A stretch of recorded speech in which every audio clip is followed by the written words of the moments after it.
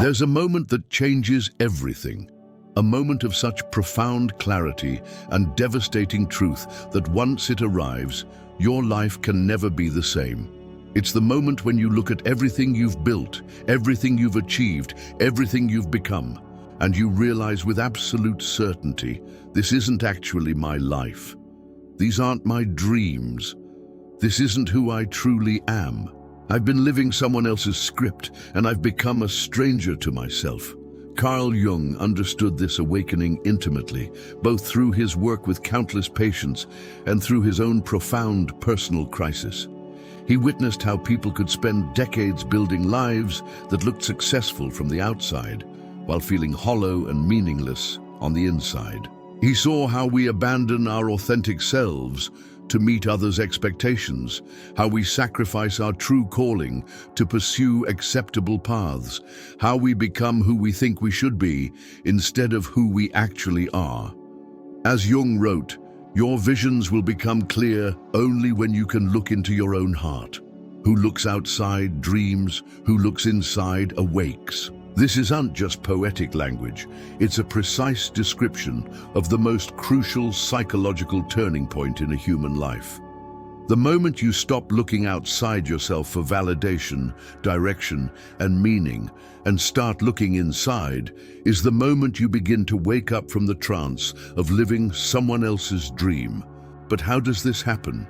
How do we end up living lives that don't belong to us? The process begins early, often in childhood, when we learn that love and acceptance are conditional. You discover that when you behave in certain ways, express certain qualities, pursue certain paths, you receive approval, affection, and belonging. But when you show other parts of yourself, the parts that don't fit others' expectations, you experience rejection, criticism, or withdrawal of love. So you adapt. You learn to suppress the aspects of yourself that aren't welcomed. You develop what Jung called a persona, a social mask that presents an acceptable version of yourself to the world. Initially, this persona is just a tool, a way to navigate social situations. But over time, something insidious happens. You become so identified with the persona that you forget there's a real person underneath it. You pursue the career your parents wanted for you, not the one your soul longed for. You choose the safe, respectable path instead of the risky, authentic one. You develop interests that impress others rather than ones that genuinely fascinate you. You build relationships based on what they say about you rather than how they feel to you. You construct an entire life around the question, what will people think, instead of what do I truly want? And for a while, this might work.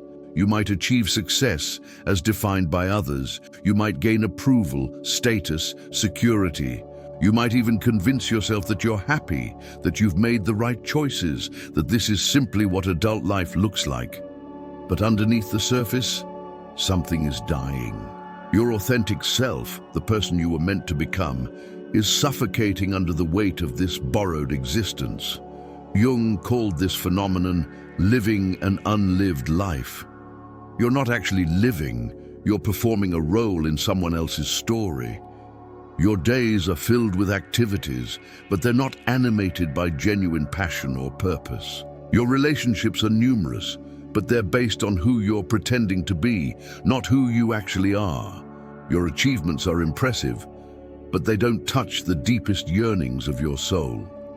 This unlived life creates a particular kind of suffering that Jung observed repeatedly in his practice. It manifests as depression that has no obvious cause, anxiety that seems to come from nowhere, a sense of meaninglessness despite external success, physical symptoms that medical tests can't explain, or what Jung called the neurosis of the unlived life.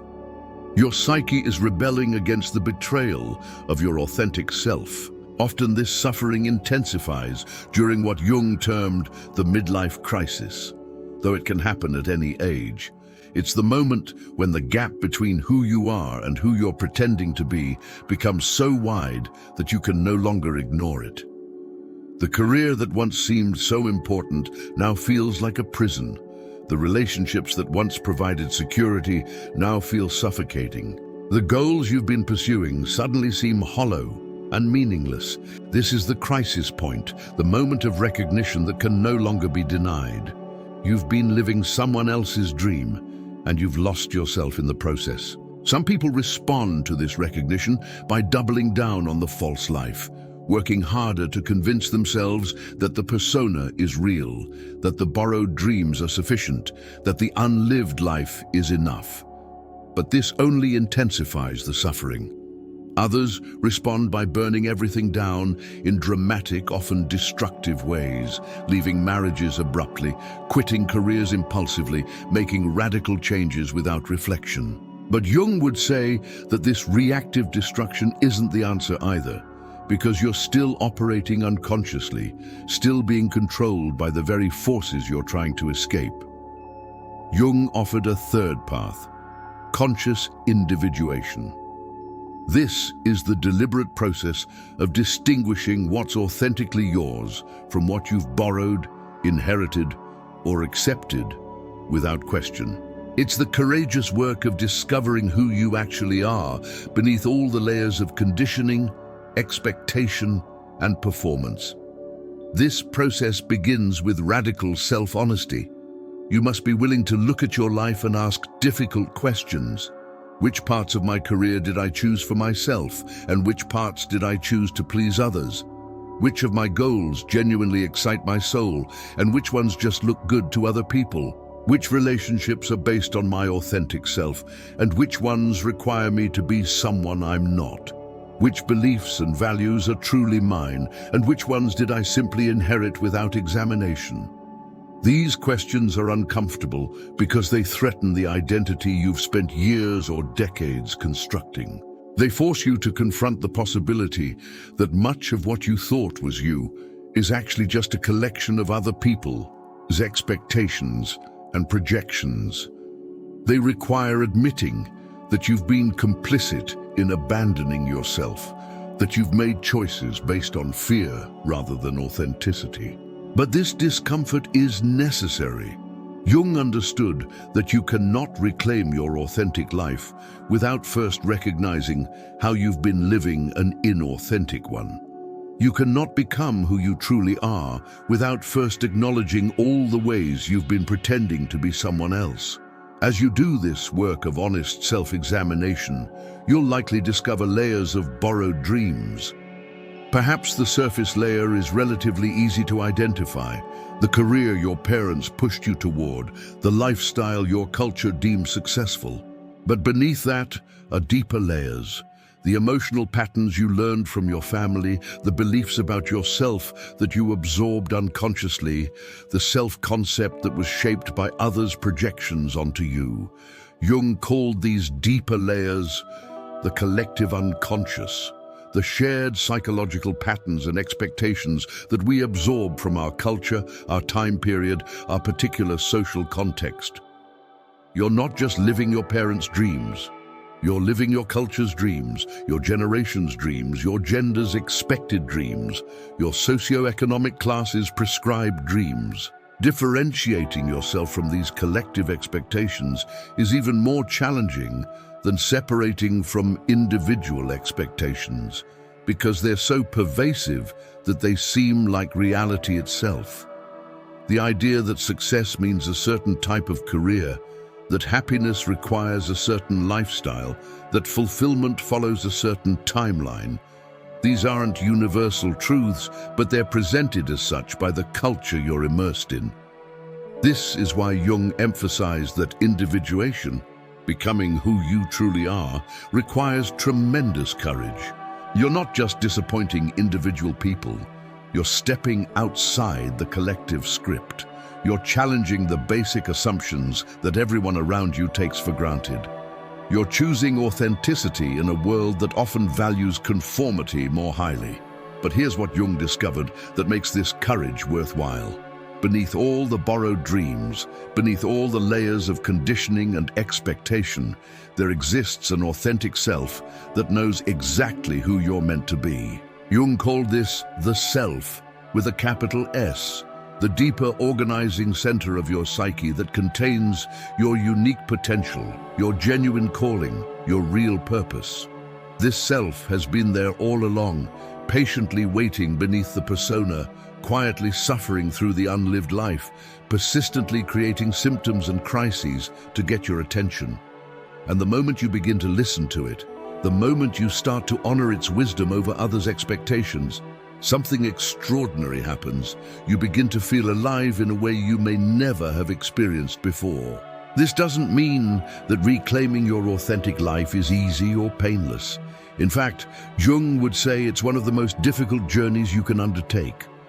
When you start to distinguish your real dreams from borrowed ones, when you begin to align your life with your authentic self, you'll face resistance from multiple directions. Externally, people who are invested in your persona will resist your transformation. Family members might accuse you of being selfish or irresponsible. Friends who related to your false self might drift away. Partners who were attracted to your persona might struggle with your authenticity. Society might judge your choices as impractical, reckless, or misguided. But the internal resistance is often even more intense. You'll encounter fear.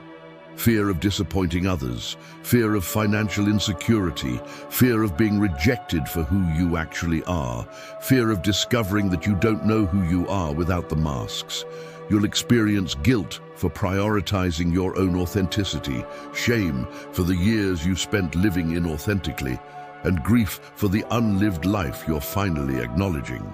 Jung understood that this grief is necessary and must be honored. You need to mourn the years spent pursuing someone else's dreams, the opportunities you missed because you were following the wrong path, the authentic self that went unexpressed for so long. This grief isn't self-pity, it's a recognition of real loss, and it deserves to be felt fully. But on the other side of this grief, on the other side of the fear and resistance, lies something precious, your actual life. Not the life you thought you should want, not the life that looks impressive to others, not the life that makes everyone comfortable, but the life that's genuinely yours. This authentic life might look very different from what you imagined. It might be smaller in some ways, less conventionally impressive, harder to explain to others. But it will feel fundamentally different because it emerges from your true self rather than from borrowed expectations. Even the difficulties and challenges of this authentic life will feel more meaningful than the successes of the unlived life because they're real rather than performative. Jung discovered through his own experience and his work with patients that living authentically doesn't mean rejecting everything from your past. Sometimes, upon examination, you'll find that parts of the life you've built actually do align with your authentic self. The career you chose to please your parents might also genuinely interest you. The relationship you entered for conventional reasons might have grown into authentic love. The goals you pursued for external validation might also resonate with your real values. The work isn't to automatically reject everything, but to consciously examine everything and keep only what's authentically yours. This discernment requires developing what Jung called consciousness, the ability to observe your own psyche, to distinguish genuine desires from conditioned ones, to recognize when you're operating from your authentic self versus your persona. This consciousness develops gradually through practices like deep self-reflection, paying attention to dreams and symbols, noticing what genuinely energizes versus depletes you, observing your emotional reactions for clues about unconscious patterns, and being willing to sit with uncertainty rather than rushing to familiar answers. Jung also emphasized the importance of solitude in this process. You cannot hear your authentic self's voice if you're constantly surrounded by others' voices and expectations. You need time alone, space for contemplation, silence in which your deeper self can finally speak. This is why many people's authentic selves begin to emerge during periods of isolation, illness, loss, pandemic, or deliberate retreat from the world. But ultimately, Jung believed that authentic individuation isn't about isolation. It's about being able to bring your real self into relationship with others and the world. The goal isn't to live alone on a mountaintop, free from all external demands. The goal is to move through the world as your authentic self, making choices based on your genuine values, building relationships based on mutual authenticity, contributing to the world in ways that align with your true nature. This is what Jung meant by individuation, not individualism or selfish self-focus, but the process of becoming a complete individual who can then relate authentically to others and contribute meaningfully to the collective. You can't truly serve others while betraying yourself. You can't contribute your unique gifts while pretending to be someone else. You can't create genuine intimacy while relating through a persona. The moment you realize you've been living someone else's dream is devastating, yes. But it's also the moment your real life becomes possible. It's the moment you stop sleepwalking through an existence designed by others and start waking up to the life that's been waiting for you all along. It's the moment you reclaim your authority over your own existence and begin the courageous work of becoming who you truly are. Jung's message isn't that you should feel guilty for the time you've spent living inauthentically. He understood that we all must develop personas to survive, that we all absorb others' expectations, that becoming conscious is a gradual process. His message is that once you become aware of the gap between your authentic self and your performed self, you have a responsibility to begin closing that gap. Not through dramatic destruction, but through conscious, deliberate, patient work of reclaiming your life. If you've recognized yourself in this exploration, if you've felt that uncomfortable stirring that says, "I've been living someone else's dream," then you're ready to begin the most important journey of your life, the journey home to yourself. Write in the comments, "I'm ready to live my own dream," and commit to the process of distinguishing what's authentically yours from what you've borrowed. Share this message with someone who needs permission to wake up from someone else's life. Your authentic dream is waiting. Will you finally claim it?